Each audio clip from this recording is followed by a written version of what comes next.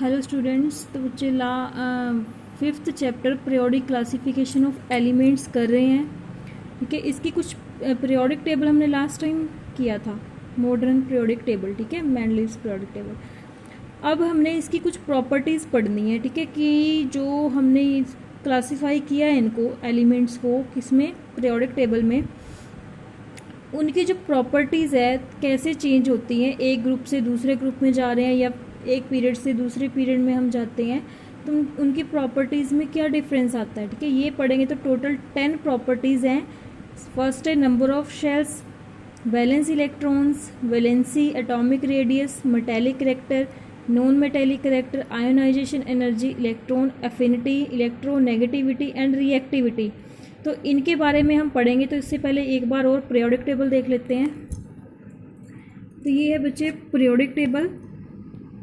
इसमें आपको मैंने बताया था लास्ट टाइम, जो पीरियोडिक टेबल है इसमें 7 हॉरिजॉन्टल पीरियड्स और 18 वर्टिकल ग्रुप्स होते हैं। ठीक है, ये क्या है, पीरियड्स हैं 1 2 3 4 5 6 7। तो टोटल 7 पीरियड्स हैं।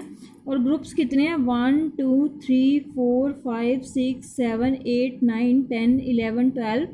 तो टोटल 18 क्या है, ग्रुप्स हैं। ठीक है, अब जो पीरियड्स हैं इनसे हमें पता लगता है नंबर ऑफ शेल्स का। ठीक है, मतलब फर्स्ट जो एलिमेंट है फर्स्ट पीरियड में हाइड्रोजन है, तो इसके पास सिर्फ एक ही सेल है। सेकंड के पास 2 सेल्स हैं। जो सेकंड पीरियड में जितने भी एलिमेंट्स हैं, कितने एलिमेंट्स हैं सेकंड पीरियड में, lithium, beryllium, boron, carbon, nitrogen, oxygen, fluorine. ठीक है, तो नंबर ऑफ शेल्स कितनी है, 2। थर्ड पीरियड में सभी के पास जितने भी एलिमेंट्स थर्ड पीरियड में आ रहे हैं उनके पास नंबर ऑफ शेल्स कितनी है, 3। ऐसे ही फोर्थ पीरियड में 4 शेल्स हैं, 5 में 5 शेल्स हैं, 6 में 6 शेल्स हैं और 7 में 7 शेल्स है टोटल। तो पीरियड से हमें नंबर ऑफ शेल्स या नंबर ऑफ ऑर्बिट्स का पता लगता है। और जो ग्रुप्स हैं जैसे ये 1 2 टोटल 18 ग्रुप्स हैं, तो ग्रुप से हमें पता लगता है नंबर ऑफ वैलेंस इलेक्ट्रॉन्स। ठीक है, जैसे फर्स्ट ग्रुप है तो इसमें नंबर ऑफ वैलेंस इलेक्ट्रॉन्स कितने होंगे, 1। सेकेंड ग्रुप में 2 होंगे, थर्ड में 3 होंगे, 4 में 4 होंगे, 5 में कितने होंगे नंबर ऑफ वैलेंस इलेक्ट्रॉन्स, 5। ठीक है, और 6 में इतने होंगे, 8 में 8 वैलेंस इलेक्ट्रॉन्स होंगे, 9 में इसके बाद 1। ठीक है, फिर 2, ऐसे करके होंगे ये। अभी मैं आपको एक बार और करवा देती हूँ। आपने फिलहाल किस पे फोकस करना है, एस ब्लॉक और पी ब्लॉक पे। ये डी और एफ ब्लॉक पे फोकस नहीं करना है, सिर्फ एस और पी ब्लॉक आपके सिलेबस में है तो उसी को हम पढ़ेंगे। ठीक है, तो नंबर ऑफ पीरियड्स और नंबर ऑफ ग्रुप्स पता होना चाहिए आपको। ठीक है, अब आगे हम रिवाइज करते हैं इनकी प्रॉपर्टीज़ को, कि जैसे ही हम टॉप टू बॉटम, ये एक फर्स्ट ग्रुप है, देखो ये हाइड्रोजन का फर्स्ट ग्रुप है, ये मैं एक बार दिखा देती हूँ। फर्स्ट ग्रुप है lithium, hydrogen, lithium, sodium, potassium, rubidium, caesium और फ्रेंशियम। फर्स्ट ग्रुप है, इसी की मैंने यहाँ पे शेल्स ड्रॉ करी हुई है। हाइड्रोजन में 1 शेल होती है। ठीक है, तो 1 लिथियम। सेकंड पीरियड है तो इसमें 2 शेल्स होती हैं, 1। ये सेंटर में न्यूक्लियस है बच्चे, ये सेंटर में क्या है, न्यूक्लियस। 1 2 शेल्स होती हैं। और सोडियम में 1 2 3, पोटाशियम में 4। ऐसे ही आगे रुबिडियम में कितनी होंगी, 5। सीजियम में 6 होंगी। तो नंबर ऑफ शेल्स जैसे जैसे पीरियड्स हम ले रहे हैं, अगर सेकंड ले रहे हैं तो उसमें नंबर ऑफ शेल्स 2 होंगी, अगर थर्ड पीरियड ले रहे हैं तो नंबर ऑफ शेल्स 3 होंगी। तो मैंने ये फर्स्ट ग्रुप के एलिमेंट्स को ड्रॉ किया है यहाँ पे। ठीक है, तो हमने इनकी प्रॉपर्टीज़ को देखना है कि जैसे हम टॉप टू बॉटम जाते हैं, आज सिर्फ हमने अकॉर्डिंग टू पीरियड ही देखना है। ठीक है, ये देखो ये प्रॉपर्टीज़ मैंने लिख रखी हैं। और टॉप टू बॉटम मतलब अगर हम एक ग्रुप में ऊपर से नीचे की तरफ जाते हैं तो प्रॉपर्टीज़ में क्या चेंज आता है। ठीक है, इंक्रीज होती है या डिक्रीज होती है। जैसे फर्स्ट ग्रुप है टॉप टू बॉटम, ऊपर से अगर नीचे तक हम जा रहे हैं, हाइड्रोजन की प्रॉपर्टी क्या है, लिथियम की क्या है, सोडियम की क्या है, इनकी प्रॉपर्टीज़ में क्या डिफरेंस आता है, तो ये पढ़ेंगे आज हम। ठीक है, तो शुरू करते हैं। तो सबसे पहले तो आपको पता होना चाहिए कि न्यूक्लियर चार्ज क्या है। ठीक है, ये प्रॉपर्टीज़ मैंने लिख दी है, टेबल आपने बना लेना है ऐसी जैसे मैंने बना रखा है। ठीक है, बट समझ के लिखना है आपने। ये फर्स्ट ग्रुप में नंबर ऑफ शेल्स कैसे ड्रॉ किए हैं ये भी आपको बता चुकी हूँ मैं। और एक बात और, इसमें आउटर मोस्ट जो शेल है, सबसे बाहर वाली शेल है, उसमें सब में एक वैलेंस इलेक्ट्रॉन है। फर्स्ट ग्रुप है ना ये, तो फर्स्ट ग्रुप में एक वैलेंस इलेक्ट्रॉन, सेकंड ग्रुप में दो वैलेंस इलेक्ट्रॉन्स होते हैं। ऐसी 17th जो ग्रुप है उसमें 7 वैलेंस इलेक्ट्रॉन्स होंगे।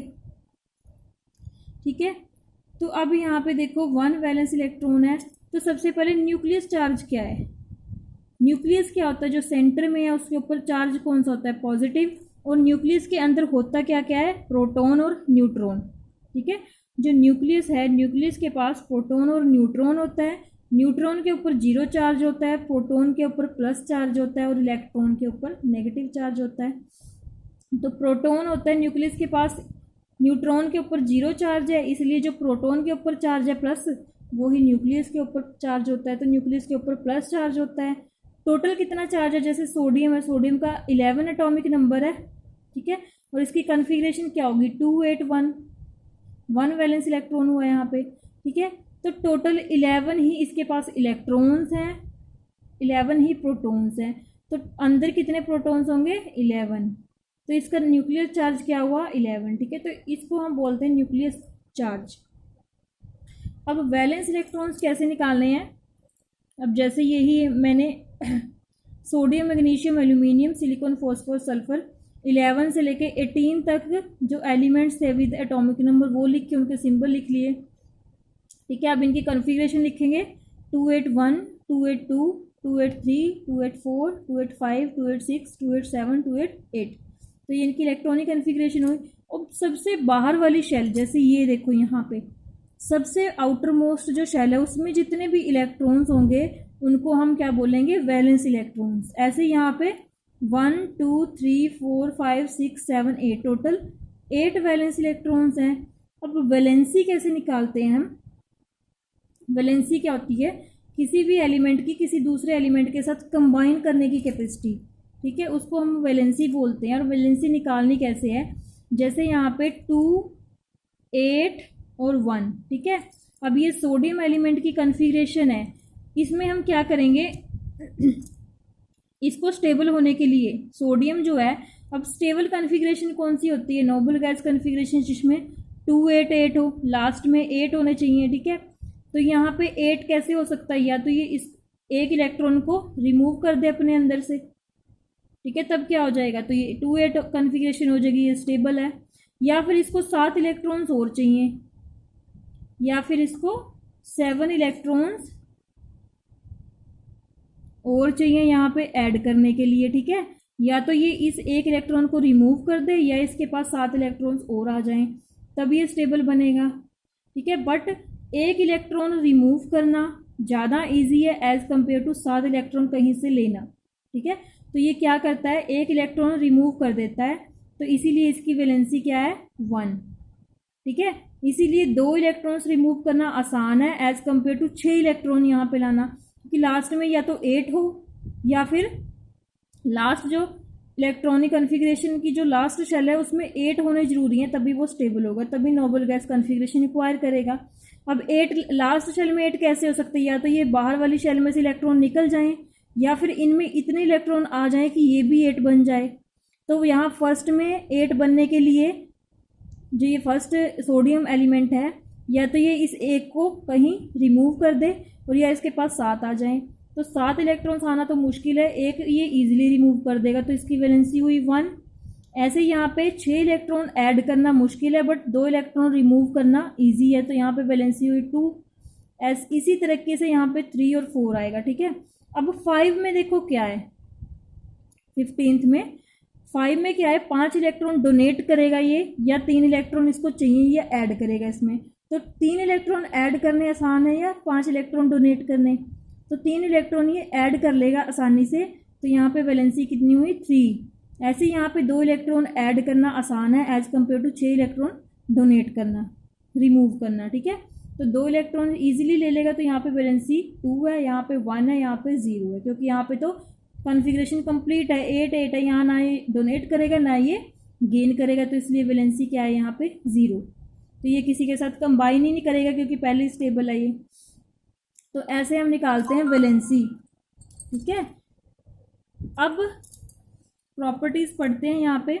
नंबर ऑफ शेल्स, जैसे हम टॉप टू बॉटम जाते हैं, ठीक है, ये जैसे फर्स्ट ग्रुप पर टॉप टू बॉटम जा रहे हैं, हाइड्रोजन, लिथियम, सोडियम, पोटाशियम, तो नंबर ऑफ सेल्स क्या हो रहा है, इंक्रीज हो रहा है ना। फर्स्ट में एक शेल है, सेकंड में 2 शेल्स हैं, थर्ड में 3 शेल्स हैं, फोर्थ में 4 शेल्स हैं, फिफ्थ पीरियड में 5 शेल्स होंगे, तो नंबर ऑफ शेल्स क्या हो रही है, इंक्रीज हो रही है, ठीक है। ऐसे ही वैलेंस इलेक्ट्रॉन्स, अब वैलेंस इलेक्ट्रॉन ये देखो, एक जो ग्रुप है, जैसे फर्स्ट ग्रुप मैंने लिया है, तो फर्स्ट ग्रुप में सारे के आउटर मोस्ट में सिर्फ एक ही इलेक्ट्रॉन है ना, वैलेंस इलेक्ट्रॉन सेम है सबके पास।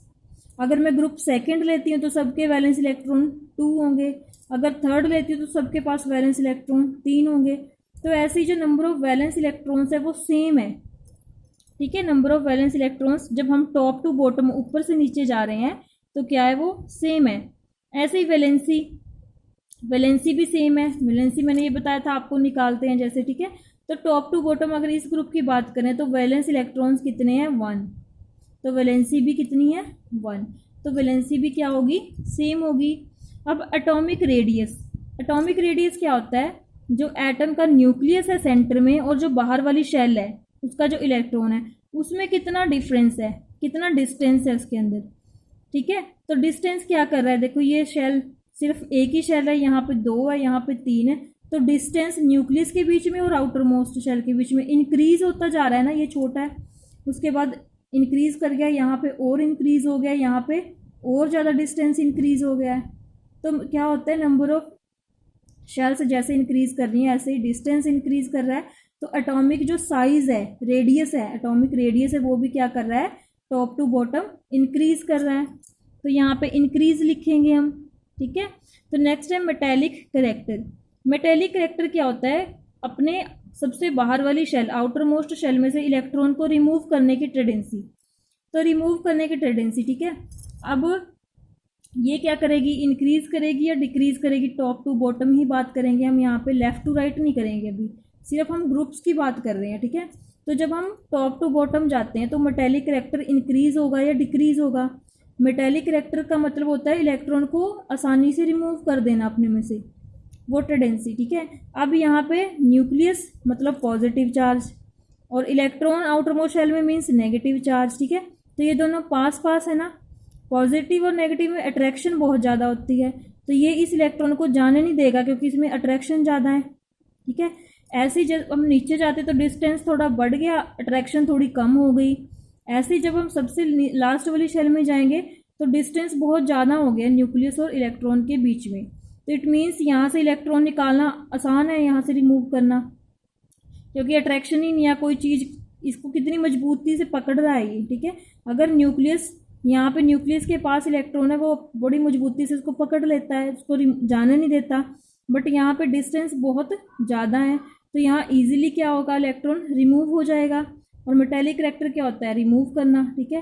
तो जैसे यहाँ पे कम एनर्जी मिलेगी, देनी पड़ेगी ना आपको इलेक्ट्रॉन रिमूव करने के लिए, तो मेटेलिक जो करेक्टर है रिमूव करने की जो टेंडेंसी है इंक्रीज कर रही है, मतलब यहाँ पे कम है, इतनी आसानी से रिमूव होगा नहीं, बट यहाँ आसानी से रिमूव हो जाता है इलेक्ट्रॉन। और मेटेलिक करेक्टर क्या है, रिमूव होना, तो इंक्रीज करेगा मेटेलिक करेक्टर जैसे हम टॉप टू बॉटम जाएंगे। तो मेटेलिक करेक्टर क्या होगा, इंक्रीज, और नॉन मेटेलिक करेक्टर बिल्कुल इसका ऑपोजिट होता है, ठीक है, तो ये करेगा डिक्रीज, ठीक है। थैंक यू सो मच, आज के लिए इतना ही सफिशिएंट है, अगर ज़्यादा करवाओगी तो कंफ्यूज हो जाओगे आप, ठीक है। तो नेक्स्ट जो ये प्रॉपर्टीज़ है नेक्स्ट टाइम करवाऊंगी, और ये लेफ़्ट टू राइट जो ट्रेंड है उनमें इंक्रीज या डिक्रीज होता है ये भी मैं नेक्स्ट वीडियो में ही करवाऊंगी, ठीक है। Thank you so much.